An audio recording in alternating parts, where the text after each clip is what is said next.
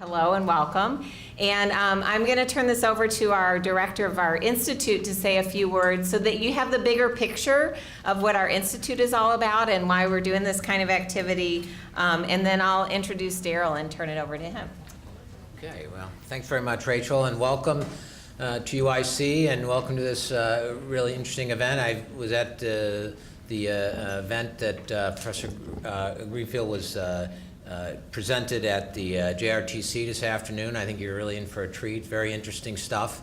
As Rachel said, my name is Chris Mooney. I'm the director of the Institute of Government and Public Affairs.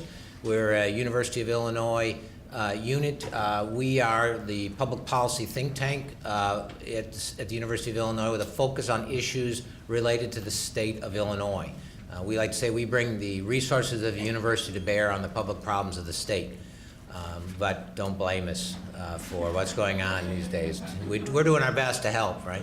And one of the areas of focus that we've been working on for a number of years, and especially this year with renewed emphasis, is on early childhood education. And Professor Gordon, along with Professor Elizabeth Powers, who's an economist down at UIUC, are leading an initiative on this topic, looking at a couple of very specific things, but we're expanding our interest and confidence in that area. So I look forward to hearing more. So thanks again. Great. Thank you, Chris. And we were delighted to get the response from everyone who's here. We opened registration, I think it was on a Friday, and we had 120 registered by Monday. So that was really terrific and exciting. But given that interest, and we ended up with a wait list, we arranged with Can TV to video. So you see the video in the back. And that's going to be available. They'll show it again. And we'll make the link available if you want to share that with some of your colleagues. The two other things I wanted to mention, there are note cards on your table and some pens, so feel free to grab one of those. And if you want to jot down a question while Daryl's talking, we'll gather those before we start a hands-on activity that he's going to do, which is the other ladybugs that you see there on the table. Don't touch them yet, and he'll tell you what to do with them when we get to the right spot. And so we'll have some fun activity as well.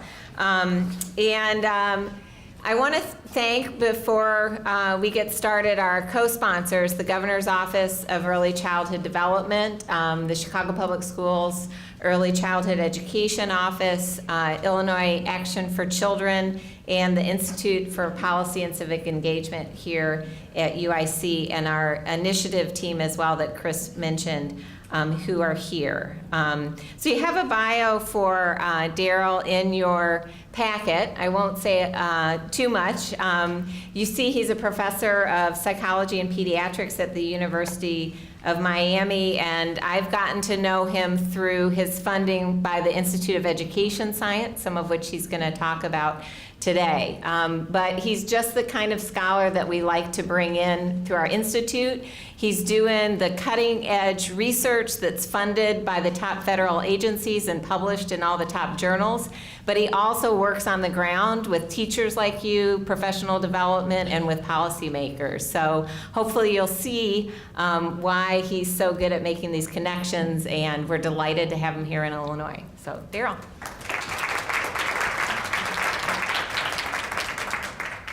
So I'm very excited to be here today, and I'll be here tomorrow. And as I told some of the people I met with at lunchtime, thank you for the weather that you have here a couple of days. I don't get weather like this in Miami, and I grew up in Cleveland, was there until I was 18, and then I went to graduate school in Connecticut, and then I worked in Boston for 5 or 6 years before moving down to Miami, so I know what cold winters are, and I appreciate getting like a day or two of it, and then I go back to Miami and be nice and warm. So thanks for bringing me a couple of days of cold weather. So I'm going to start by just giving you an overview of what I'm planning on uncovering, and I hope you guys all enjoy the hors d'oeuvres that were provided and the glass of wine. And I'm now going to give you what hopefully is, yes, thanks, the main course, which is not entirely watermelon, but a little bit of watermelon. And what I'm going to do is I'm going to first briefly talk about the theories of early childhood education and early childhood development to give sort of a context of why early childhood classrooms look the way that they look. And some of it is going to be familiar to you, but I'm also going to introduce some new theories that I think are going to be important that you should be paying attention to. I'm then going to talk about preschool science. This is going to be the majority of the time of my presentation, sort of the how of how science can be used to improve multiple areas of children's school readiness and improve best practices. And then there's lots of places to start, and I'm going to talk about a project that I'm doing in Boston with a number of my colleagues, funded by the National Science Foundation, where we are integrating science and engineering in preschool in 2 immigrant populations. We're doing this in Chinatown in Boston and also in East Boston with an Hispanic population, and talk to you about sort of how this project is a real interesting way to start doing both science and engineering, and I'm going to be showing you videos of what the kids are actually doing. And then I'm going to give you a little bit of a take-home message, something to take back with you, hopefully. So just briefly, the why that underlies classroom practices. And everyone wants to know why this cat, as you see, is teasing the dog about him being tied up. And the dog says, no, no, you've got it backwards. They don't keep you on a leash because they want you to run away. But we don't want you guys to run away, and I'm watching the door. I have my friends in the corner there that know. I have my eye on them. So I'm going to briefly talk about 3 different approaches to early childhood and sort of the theory behind how classrooms are organized. One is Jean Piaget, which I'm sure most of you are familiar with. The second is Vygotsky, who I hope most of you are also familiar with. But the last is someone named Michel Chouinard, who I don't think many of you are familiar with. So Piaget. What Piaget ends up saying in terms of how children learn is that the children's development occurs internally through the children's active engagement with his or her environment. So kids are active, according to Piaget, and that they seek out stimulation. And in a context like this, the role of an adult, or what you would hope to see in an early childhood classroom, is a very engaging, stimulating environment in which the children can go and explore and actively learn on their own. Vygotsky, on the other hand, has a very different approach to what learning is about. And Vygotsky argues that just setting up a classroom where there's a lot of good stimulation and interaction for kids is not enough.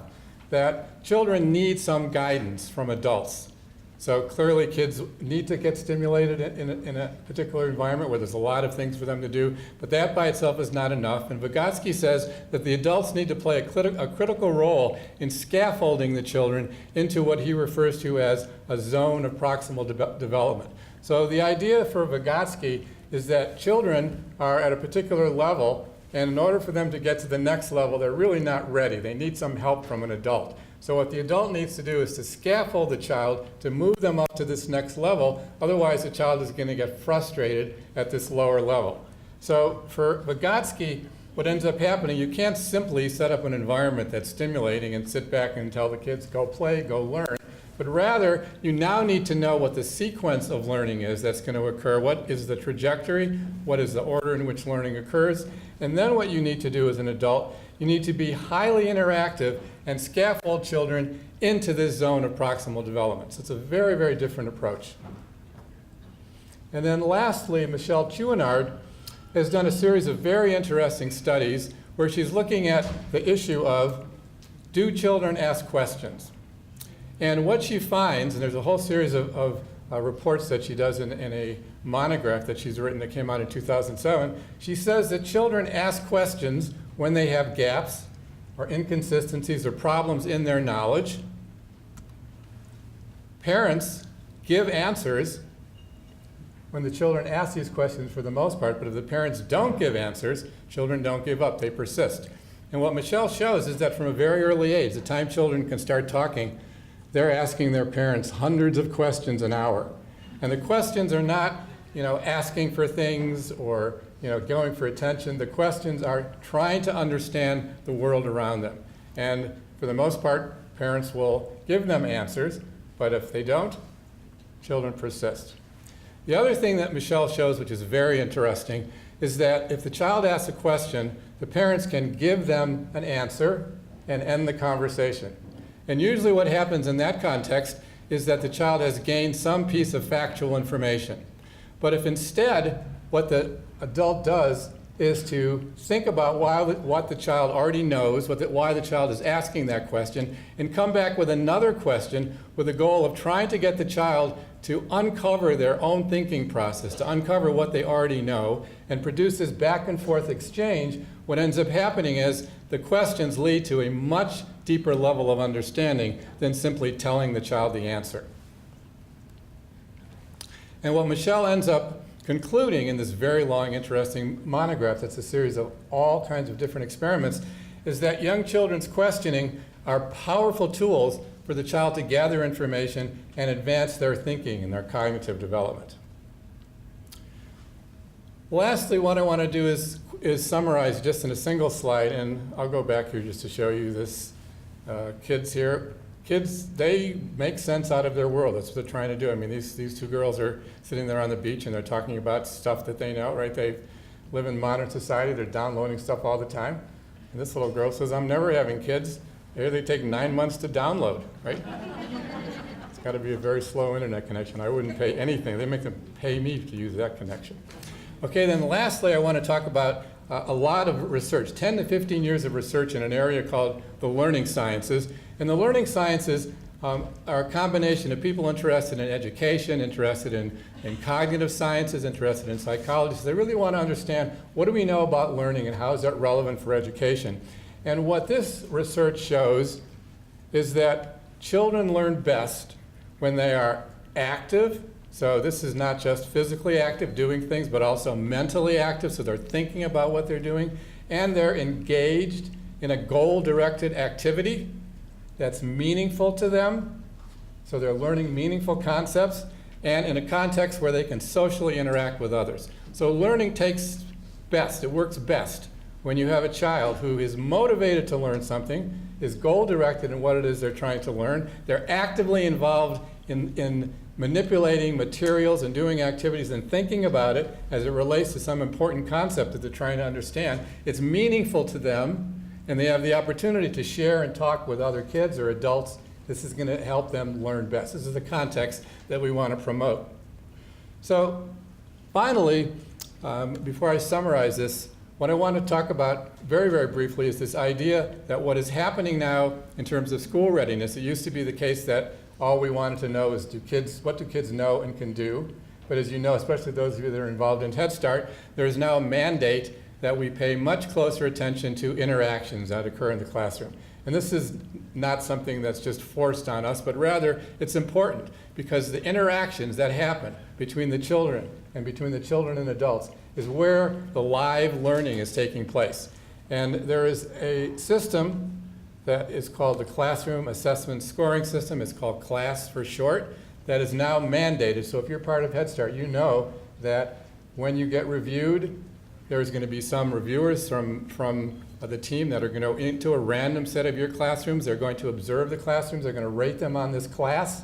And if you don't have scores above a certain level, you could lose your funding. So this is a very critical sorts of thing.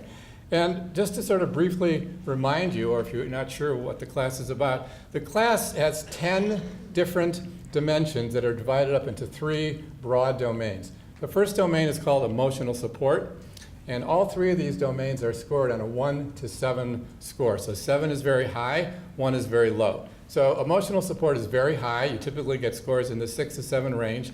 And in general, what this is about is how emotionally supportive is the classroom. Is this an environment where kids are happy? They feel safe. They're having fun. You go into the classroom and the kids are on the floor. The adults are on the floor with them. They're engaging in learning. They're smiling. They're laughing. They're having a good time. If the child is having a bad day, the teacher not only acknowledges that, but the teacher does something to comfort the child so the child feels that the teacher understands me, meets my needs. I feel comfortable. It's a fun place to learn. And teachers are tending to the children's interests. The teacher is not totally dictating what the classroom is, what's happening in the classroom, but is rather looking to see what the kids are interested in and following the kids' leads to some degree. And this tends to be very high. This is very good. Second area is called classroom organization. It's not quite as high as emotional support, but it's still high. It tends to be in the 5 to 6 range. And what this is about is the fact that with the young kids, they have, as you know, a very short attention span, 15, 20 minutes at a time. And they can't do this all day long. It's not like high school where you can do 45 minutes of calculus and 45 minutes of some other topic. These are windows of opportunity, and what teachers typically do is they'll pick some times during the day when they're going to focus on teaching the kids math, or maybe hopefully doing some science or reading to them. And what we want to occur in these 20-minute activities, we want these to be intensive, engaging learning activities. The teacher should not have to constantly go back and forth for materials. So for example, if the teacher is doing an experiment with water, there should be paper towels there because there's going to be a spill. If she's not prepared, something will spill, and then she's got to go off for 5 minutes and gather paper towels, and then the 20-minute attention span is gone. The kids need to know the rules. They have to be well behaved, right? So we don't want to have a 20-minute period where the kids are poking each other and crawling under the table, and the teacher is spending all of her time trying to control the behavior. So this is classroom organization, and it also looks at whether or not the children are engaged, because if you do a boring activity, or you do an activity where you're sitting with 6 or 7 kids and you say to one kid, tell me what this is, and the other 5 kids are sitting there doing nothing, and then you point to the second kid. This is not engaging them because the majority of the time the kids are not involved. So it looks at how engaged is the activity, how well run is it, how much learning is going on, and again, this is very high. It's in the 5 to 6 range on a 7-point scale. The last area is what's referred to as instructional support, and this is low, very low. So on a 7-point scale, the average is in the 1 to 2 range. And as you can imagine, if you just show up, you get a 1. You can't get lower than a 1. So there's not a lot of this going on in classrooms. And this is unfortunate because what this particular domain focuses on is the extent to which the teacher is, instead of doing rote learning, is focusing on higher level cognitive thinking processes, to get the kids engaged in thinking about what they're doing, to begin to problem solve, to think about what it is they're trying to learn at a higher level, as opposed to, what color is this or what number is that. So to get them involved in thinking. The second component of instructional support has to do with feedback loops. So as Michelle Chouinard showed, if you ask a question that's closed-ended and the child just gives you the answer, or if the child asks a question and you give the child the answer, you've taught them some fact, but it's not at a deep level of understanding. On the other hand, if you do feedback loops in which you ask a question and it's open-ended, or the child asks you a question, you come back with another question, you go back and forth, what ends up happening, this leads to a deeper level of understanding. So the extent that teachers do these feedback loops, they get higher scores in instructional support. And then the last aspect has to do with language. And the idea here is that we want to go into classrooms and hear lots of talking, lots of rich language. So the kids are learning to associate their actions with words. As we all know, children's ability to understand language, so their receptive ability, is always more advanced than their ability to produce language. Like, little toddlers can understand lots of instructions. They can't speak very well. So it's important to get the children to hear the connection between language and actions. So the teacher should be introducing new vocabulary, but link it to what kids already know. You just don't throw out a new vocabulary word that it doesn't mean anything to the kids. It has to be connected. And the teacher needs to encourage the kids to talk and needs to take the actions that are occurring in the classroom and make them tied to language. So anytime a teacher does something, they should demonstrate that. So like if I'm getting thirsty now, I would pick up this and I tell the kids, I'm picking up my glass of water, I'm getting thirsty, and there's a cap on here. I have to figure out which way to turn it. Should I turn it left? Should I turn it right? So I realize, and then we get kids that do work with tools and learning about putting things together. So, well, right is not good because righty is tighty, right? So lefty is loosey. So I got to turn it lefty. Now I have my cap off, and I'm a bit thirsty, so I'm going to take just a little sip because I don't want to choke on it while I'm talking, so I'll just take a tiny sip. Oh, that was good. Put the cap back on. Now I'm going to turn it right, and I'm going to put it down. So we want teachers to be doing these sorts of things, making the actions of themselves and the actions of the children visible in terms of the language. And again, unfortunately, this is very low. So in thinking about these particular theories and about the focus on class implications for classroom interactions, what we want to see in classrooms are stimulating environments for children to be able to actively explore, Piaget. We want the teachers, once they set up the classroom, not to sit back, but to engage the children, watch the children, see when the children are getting frustrated and getting stuck on things, and then go interact with the children and move them into these zones of proximal development. We want to encourage children to ask questions. And when they ask questions, we want to extend these into interchanges, not just to give them the answer. We want to move these interchanges into back and forth dialogue so that we're not giving them just factual information, we're taking them to a deeper level of understanding. And we want to give them goal-directed activities that focus on concept development, that involve meaningful, active, engaging, hands-on, and minds-on materials that can be explored in socially interactive ways. This is the principle from the learning sciences. And what we also would like to do, which is not really happening, is to find ways to increase focus on promoting these higher level thinking processes in the young children, to do more feedback loops that help children make their own thinking processes visible, and to have a richer, more extensive use of language in classrooms. So, I'm going to now convince you that science is the way to do all of these things. Why science?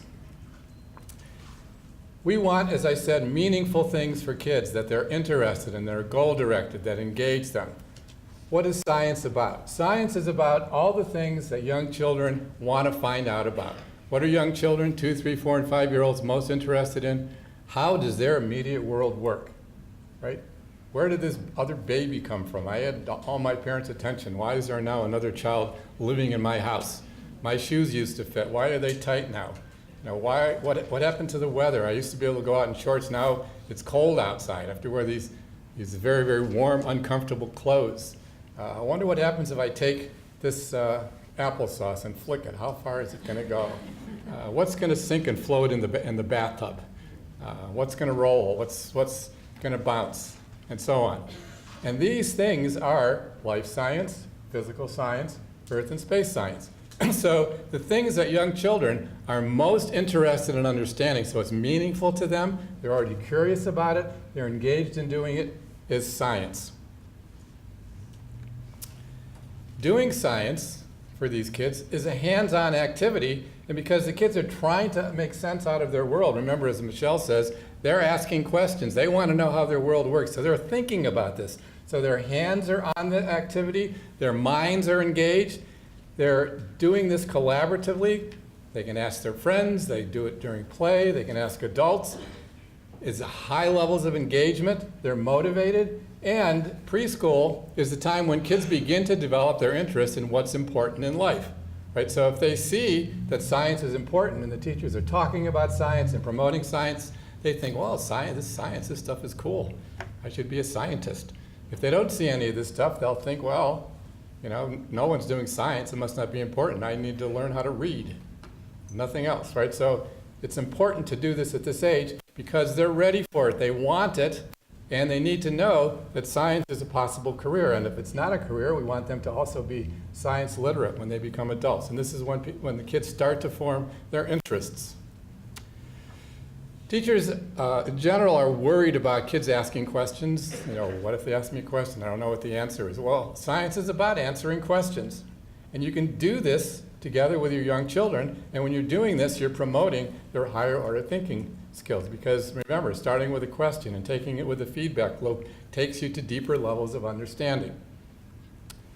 And my students and I have done research and have looked at science. And we have found that when you do a class evaluation of a science lesson versus something like a math lesson versus a circle time lesson or even reading a book, which, you know, really reading books is a good activity, higher class scores occur when the teacher is doing science with the kids. And it's not necessarily good science. So what we basically did is we asked a number of our teachers in Miami-Dade County down in our Head Start program to let us videotape them doing a typical science lesson, math lesson, reading a book, and circle time, whatever they wanted to do. We gave them a book that we knew that was developmentally appropriate, that none of them had read. We said, look at the book, but the first time you read it, to the kids, let us videotape it. We trained undergraduates at the university to code because we're class coders.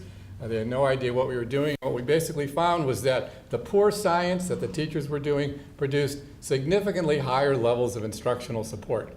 And if you think about it, even when you're doing poor science, what you tend to do is you're asking kids, you know, what do you observe? What do you think is going to happen? What are the predictions you make? Why do you think this is going to happen? So you're already getting them to think at a higher level of understanding as opposed to like, you know, what's this, what's that? So science is ideal for promoting the kinds of things that we want to happen in classrooms, things that are assessed by the class, and also the things that learning sciences say, if you want kids to learn best, this is how you should structure the learning for them. I know that teachers have difficulty trying to cover all of the different readiness areas. There's lots of them, right? And in high school, you know, you teach them one at a time. You can't do that with preschool kids. There's just not enough time in the day to do it, to cover all of them one at a time. There's, you know, there's these small windows of opportunity. So you have to do more than one thing at a time. So like, you know, give the baby a bath and wash the dishes at the same time. Get both tasks done at once. And what science does, it provides opportunities to integrate and include all these other critical readiness areas while you're doing science. So for example, science involves language and literacy, right? Scientists are documenting their observations, their predictions, their outcomes. They are reading lots of books that are about science as the main event. And what is really a good activity is lots of times you put the kids around in a circle and you read a book to them, and you know, there's always some of them sitting up front, engaged and interesting, but there's always some in the back that are kind of looking around and, you know, kind of paying attention, but wondering. Because, I mean, what is this topic to them? On the other hand, if you give them a hands-on science activity that they're already curious about, and they're now exploring and trying to make sense of it, and they have questions, and they're trying to decide, you know, what is this all about? How can I make sense out of this? And then you give them a book on that topic. What do you think is going to happen? They're listening because they want to know, because they've had experience doing it. So in many cases, when you do the science first and then you give them books to read, they're much more interested in paying attention to what you're reading to them. We talk about math. Math is an important tool for science. When you're doing science, you have to count things, measure things, make comparisons, make charts. Lots of math skills involved in science. The stereotype of the crazy Frankenstein scientist at midnight in his white coat and his hair way up in the air, you know, creating monsters all by himself. That is not how science works. Science is collaborative. My older son is a biophysicist, and he's taking E. coli and making it into gasoline and cleaning up the environment. He's not doing this by himself. There's a whole team, and they work together. They sit down, they talk, they collaborate. Science is collaborative. It gets kids to sit together and work together and talk about ideas and think about ideas. There's a lot of social and emotional development that occurs around doing science activities. If you're interested in physical development and health, a lot of activities to develop fine and gross motor skills. You can design science activities to learn about things related to health. Creative arts, that draw the models, do creative art projects, you know, make the animals, the things that they live in as part of the activity. Approaches to learning, this domain general set of skills. Kids are already curious about their world, so approaches to learning involves persistence and curiosity and initiative. This is already built into science because, as I said, this is what the kids want to know. They want to understand how their world works. So they're already curious, they're already persistent, they're already flexible in what they do. And if you've got English language learners, it's a perfect context for beginning to teach them language, because you're using language in a context where there is an activity and there's materials that they can begin to link to with respect to the language. Now, some of you might think, and you might hear other people say, like, well, science and preschool, aren't kids too young for that? I mean, look at this. I mean, is that a good idea for this child to be that close to an alligator taking a picture? I mean, is there going to be an article in a newspaper, child eaten by alligator trying to do science? Hopefully not.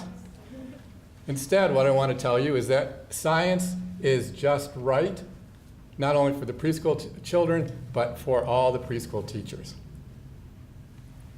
For those of you that know you're going to get class scores and you're being evaluated for class, Science is a natural entry point for the core components of high-quality instructional support, and it's a fertile ground for promoting these instructional supports of concept development, quality feedback, and language modeling.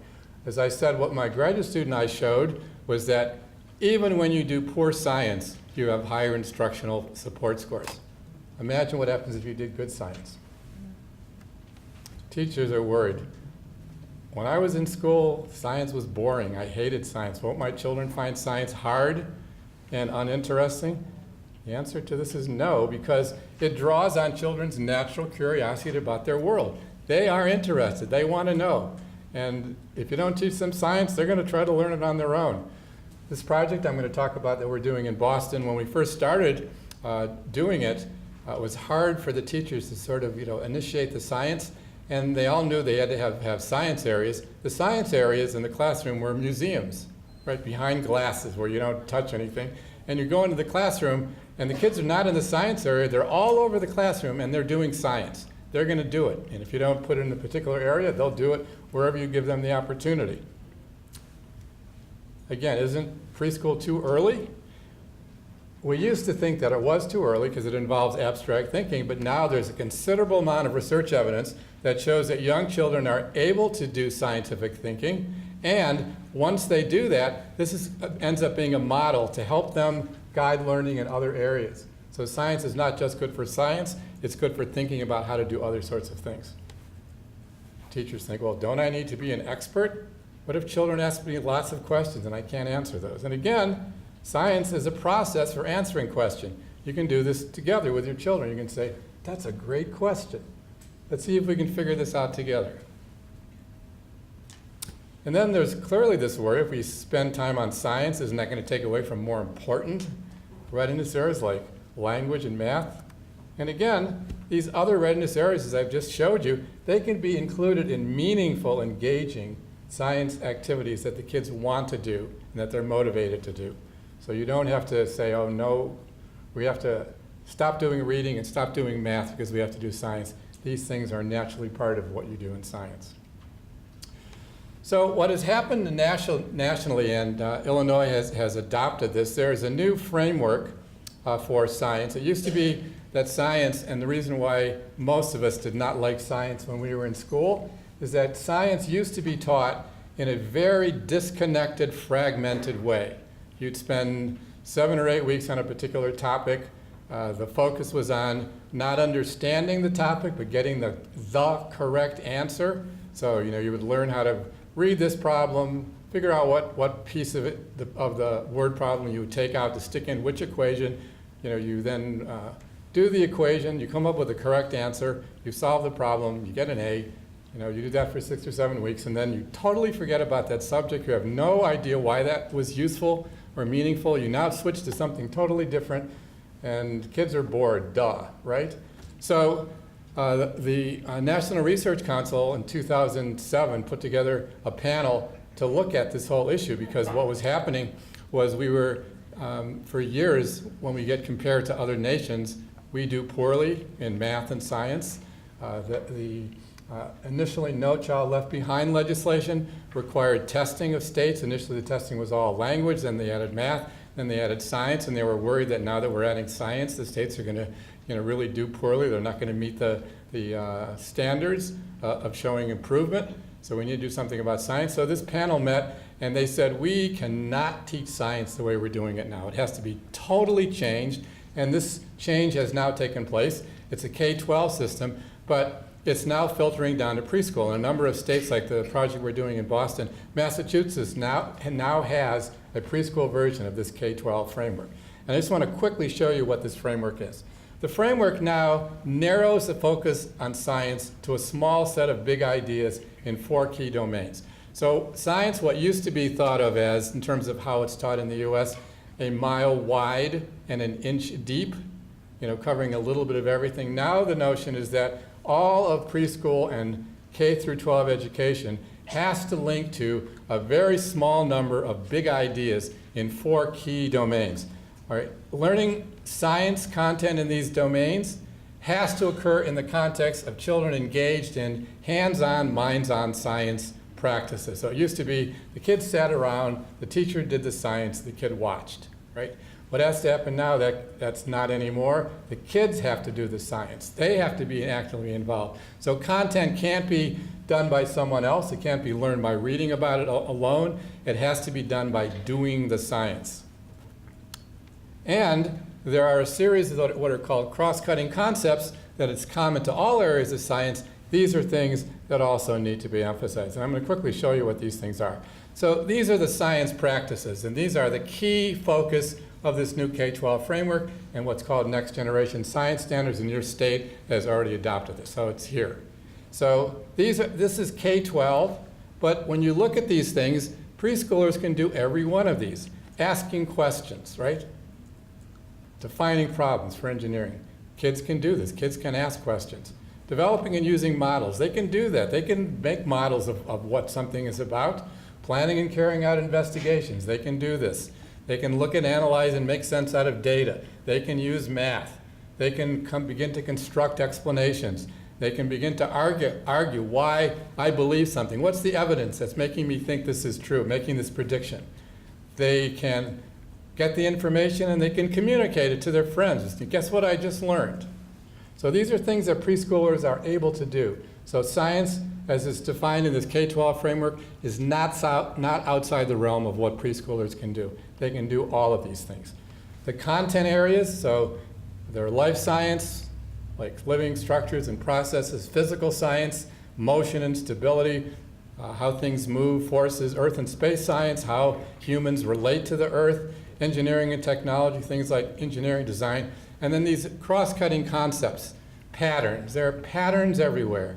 Cause and effect relationships happen everywhere. Structure and function. What is stable and what changes? And what makes a model, systems and models. These are all things that are important for young kids to understand. So, where do we start? Lots and lots of choices, right? I like beer, which, you can only have so much of it in one day. Like probably not the ones you can't reach, but which beer should you start with? Okay? So what I'm going to do is, there's lots of places to start, but I'm going to show you some videos and talk to you about this project that we're doing in Boston that's funded by the National Science Foundation. I'm one of 5 co-investigators on this. I have 2 researchers from Tufts University in Boston that's part of the project, myself from the University of Miami. We have a researcher from the National Institute for Early Education Research that's out at Rutgers, someone from University of North Iowa, and we're working with the Boston ABCD Head Start program. We're doing this in 2 dual language immigrant populations. We're working in Chinatown in Boston. We're also working with a Central American Hispanic population in East Boston. And what we're doing, what NSF has given us money to, is to develop and field test an integrated curriculum that is co-constructed with teachers and co-constructed with parents to create a strong homeschool connection. So the goal here is not for us as experts to develop this and say to the teachers, here's this program, go do this. And the teachers turn around and say to the parents, oh, we have this program, here, go do this at home. That doesn't work. What we're doing instead is we are using the parents and the teachers as resources together to co-construct what's happening in the neighborhood, what's happening in the culture, what's happening at home, what the teachers think is important in terms of the school context and what the kids are exposed to, and the curriculum is being built upon those particular principles.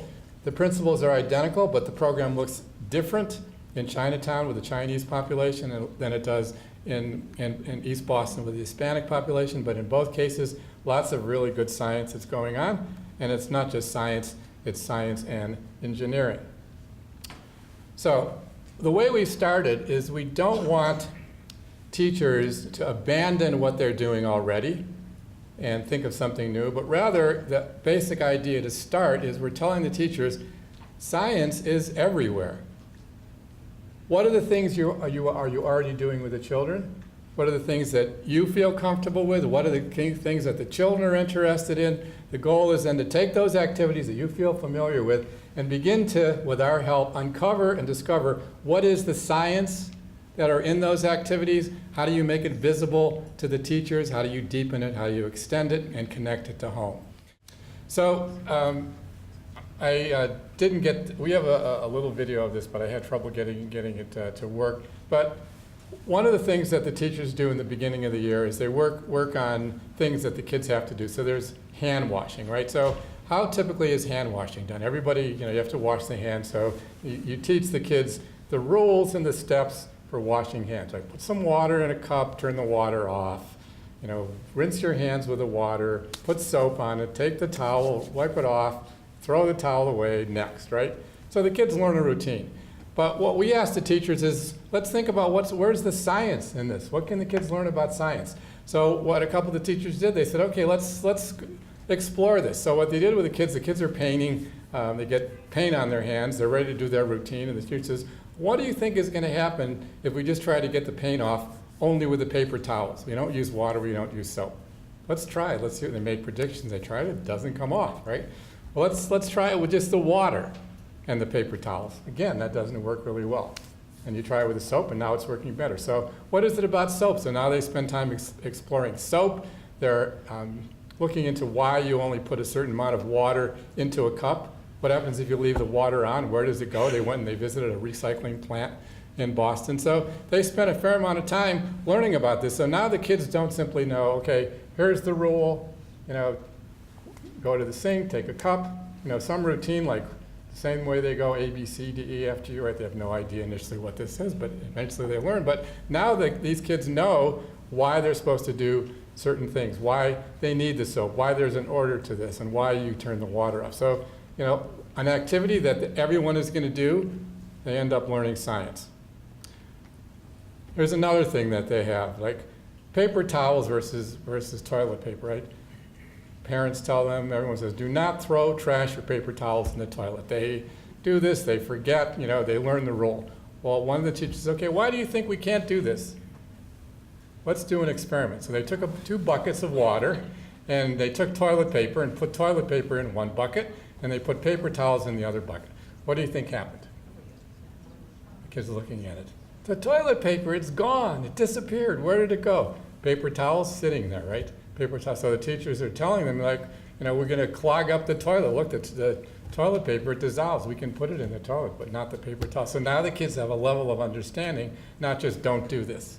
So science and what they're already doing. The other thing that we do is we integrate science with engineering. And what we do as part of the professional development with the teachers, we get them involved in the activities. We don't simply say, here, do this with the kids. They have to do these things on their own. So this was a challenge task that we gave to the teachers in our last professional development. We had them first build the tallest stable structure that they could with all of these are unit blocks standing on their end. So what do you think happened? You can build high, but the things keep falling over. Then we had them build the highest tower they could with the blocks in the shortest position. Doesn't go high, but it's very, very stable. And then the last task was, okay, now use any size block you want, but build the tallest stable structure you can with the fewest number of blocks. And this was our winning entry. You can see how high it is. They had to stand on chairs to get it up there. And then we had them talk about, like, why did this structure win? Why is this the most stable structure? And what you can see that they did is they used a lot of tall, heavy unit blocks on the bottom. They stabilized them as they moved up. And as they moved up, they used fewer and smaller blocks till they get to the top. Now they just have a single row going up the top, right? So look outside at skyscrapers. How come skyscrapers aren't built out this way? Why are they built this way? Because it's stable structure. So the teachers are learning something that they can then end up teaching to the kids. And when you think about this, the engineering design process is really a great way to start with the kids, because you can work with teachers and go and say, we know you don't know engineering, but let's show you what the engineering process is. Let us do the initial work, and you'll get the hang of it. And what happens in the engineering process, you identify a problem. There are certain constraints. You may have only a certain area to work in, certain blocks, certain materials, certain funds to build it. You brainstorm a solution. You make a prototype, and then you test it. And testing it usually means making it fail. And the kids like that. They build structures. They fall down. They try to figure, like, why did this fall down? We have the kids build bridges. We give them a whole bunch of materials, some of which are useful, some of which are not. It's amazing what the kids end up doing. Every child builds something slightly different, and the goal is to build a bridge that will hold pennies. So the teachers see the kids building very, very different kinds of bridges, so they learn quickly there's not one and only one solution to doing this. We start putting pennies, and the bridges hold pennies, but at some point the bridge falls over. After we count the pennies, so we're doing math and keep track of them, we make charts. And then, the kids figure out, like, why did my bridge fall over? How can I make it stronger the next time? And they're all excited to rebuild it and I held 9 pennies. I bet you I can do 12 next time. And they keep building it. So they're learning in this particular process. And the scientific process is not that different. So instead of identifying a problem, you're asking a question, you're getting background research, you're constructing hypotheses, you're doing experiments. So these two things are not identical, but they go hand in hand. And again, these are things that preschool teachers are quite capable of doing.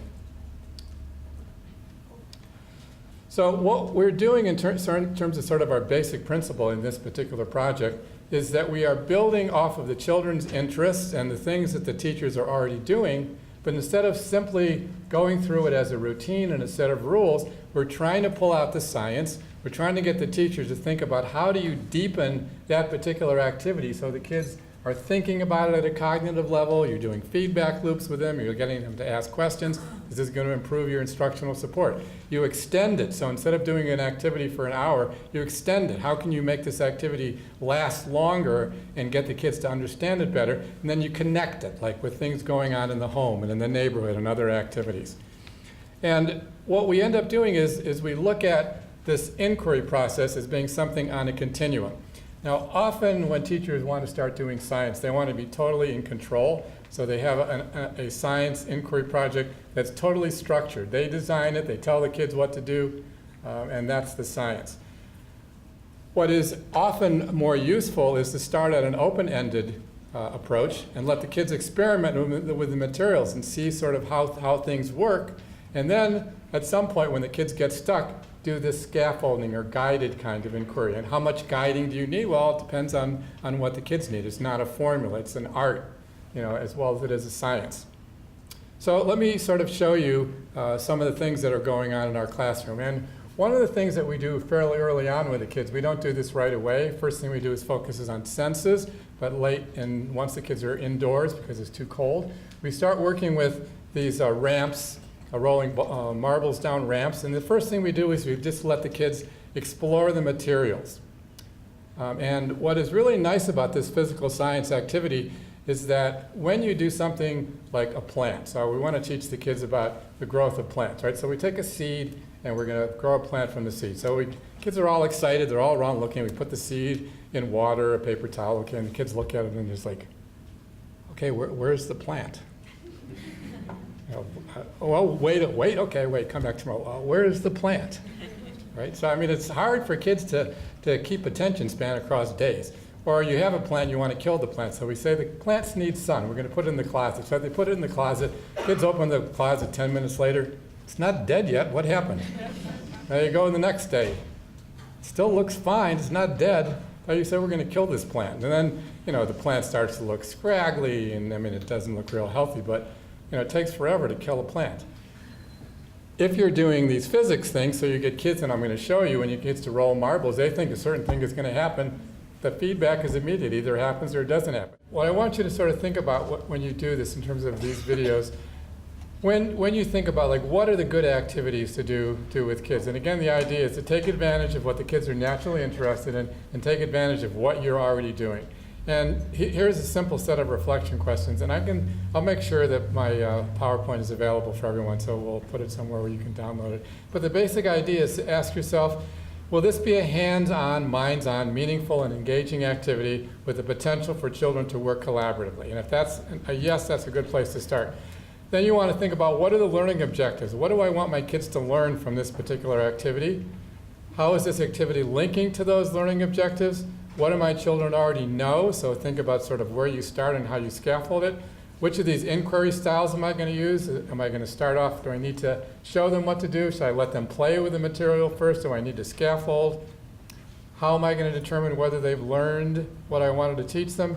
And then to think about the kids that are not ready for this activity. How can I make it easier and also more challenging so that everyone is going to enjoy this particular activity? Really, really quickly, the other thing we do, focus on living and non-living, is when the teachers have to go and do the neighborhood walks for safety, So this is right around the school, and the kids have to learn, how to cross crosswalks. We have the teachers to take pictures of where the kids are. And they're going to come back every month or every 2 or 3 weeks and take a picture of this particular intersection.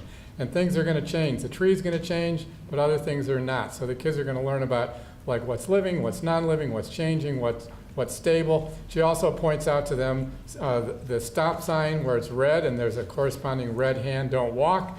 The light turns green, and now there's the walk sign. And she has them go back to the classroom and draw pictures of what they saw. One row is the 3-year-olds, one row is the 4-year-olds. Guess which row is which? Okay, so now what we're going to do is we're going to give you some time to try some of the science and some of this engineering on your own.